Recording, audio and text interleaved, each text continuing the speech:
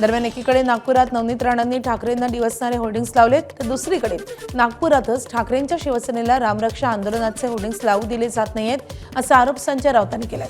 त्यावर उत्तर देताना मुंबईत आंदोलनावेळी आपल्यालाही त्रास झाल्याची प्रतिक्रिया नवनीत राणांनी दिली आहे। होर्डिंग लावू द्यायचे नाही, बॅनर लावू द्यायचे नाही, परवानग्यांचा विषय आहे। जे जे काही गोष्टी करणं शक्य आहे त्या जरी होत असल्या तरीही